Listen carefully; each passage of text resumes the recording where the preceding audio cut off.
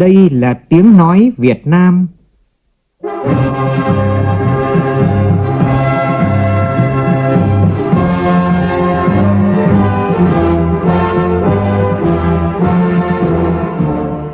Đây là tiếng nói Việt Nam, phát thanh từ Hà Nội, thủ đô nước Cộng hòa xã hội chủ nghĩa Việt Nam.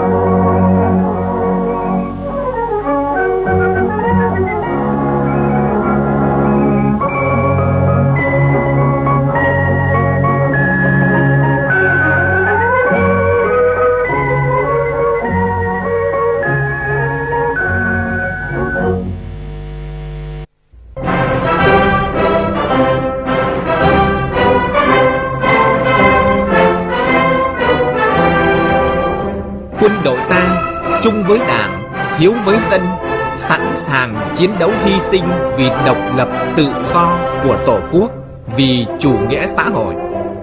Nhiệm vụ nào cũng hoàn thành, khó khăn nào cũng vượt qua, kẻ thù nào cũng đánh thắng.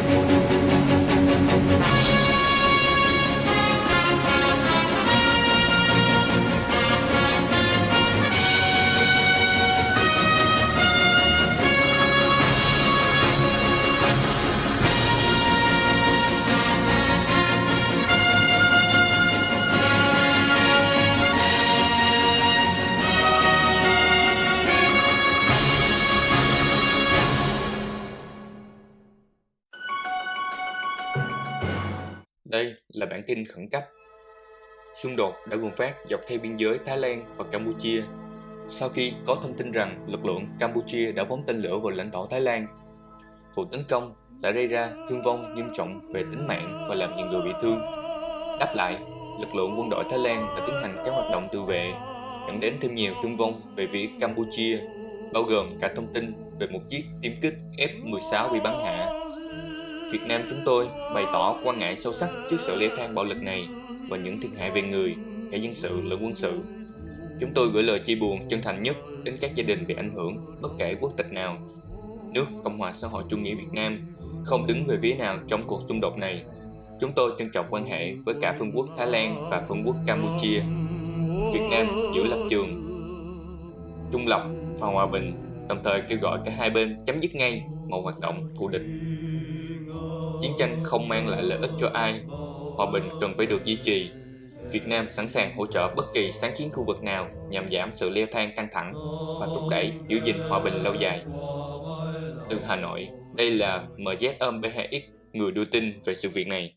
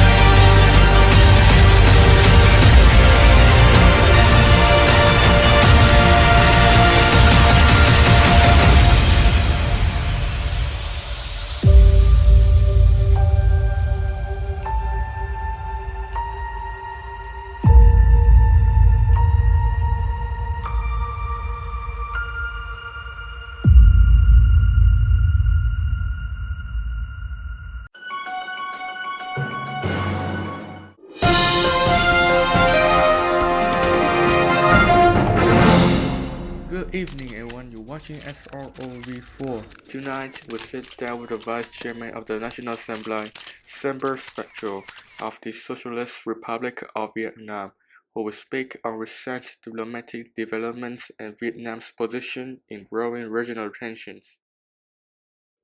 Many people are curious, why are you holding an interview now, and what prompted this moment of clarity? Well, thank you for that wonderful question, Comrade Swan. It's because silence has lingered for too long, and after weeks of diplomatic work behind the scenes, and I believe it's the right moment to speak publicly.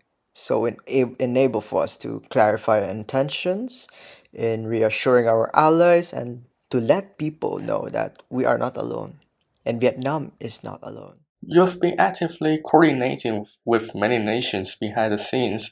Could you walk us through the diplomatic effort your administration has been leading over the past week? Over the past week, we've engaged with representatives from across the globe and allies who value peace, transparency, and dignity despite the tension. And this is not about confrontation, but it's about understanding, peace, mutual understanding. And meetings have already turned to firm agreements.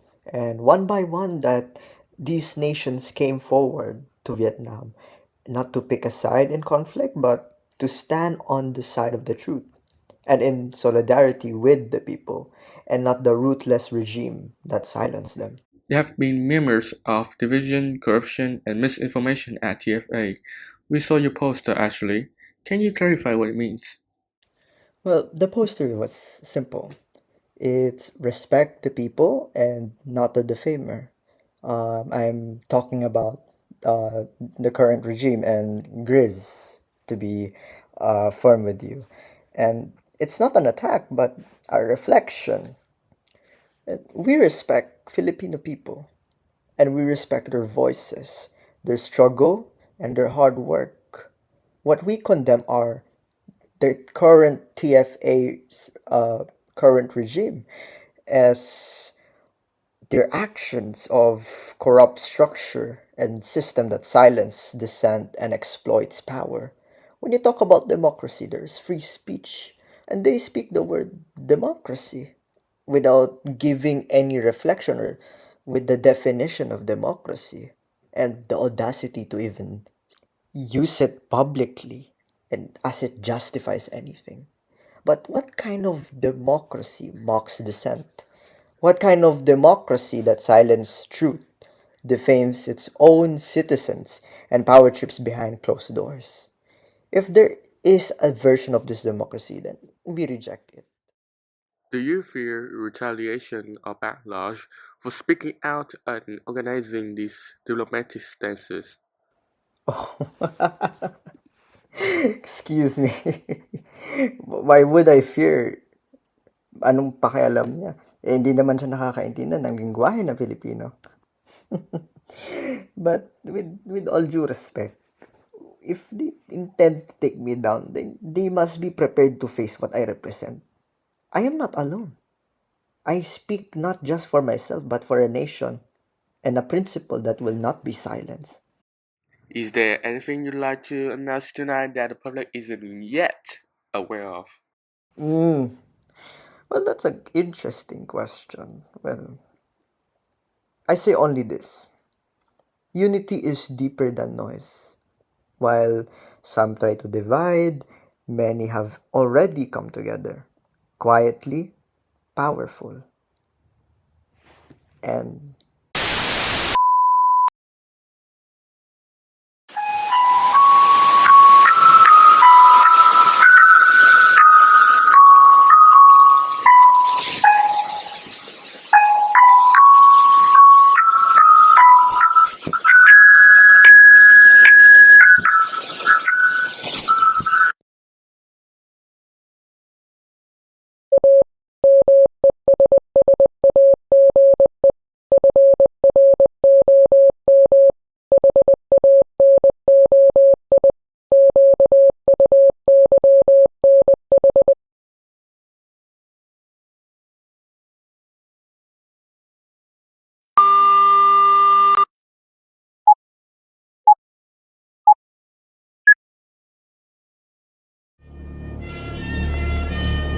Chào các binh sĩ của TFA. Cảm giác hoang mang thế nào? Vẫn còn tuân theo lệnh của một tổng thống bôi nhọ chính nhân dân mình sao?